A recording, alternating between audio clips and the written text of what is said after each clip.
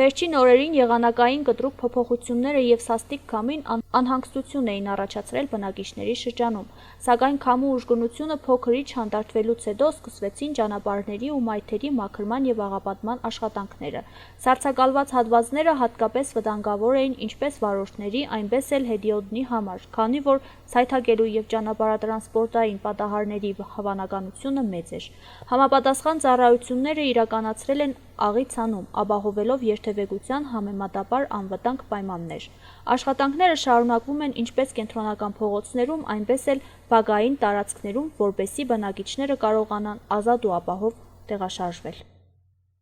Սառույց կա, բայց եղանակը կտրուկ կփոխվի, շատ երկար չեմ մանեկ, այսօր եմ եկել, ես փողոցն է, տեսնում եմ, որ ռեագենտ լցած է, դժվարություն կա, բայց ռեագենտ լցած է ու ռեակցիոն են, ինչքան շուտ ռեակցիան, այնքան լավ։ Це բնական է, որովհետև թույլ են, ոսկրներն էլ թույլ են, կենին, կոտրված կլինի, թող մի քիչ էլ իրենք զգուշ լինեն։ Դե հիմա ռեագենտ փռել են, երևի իրեն տրական ազդեցություն կունենա, որ փռած չլինի, կսեի չեն փռել։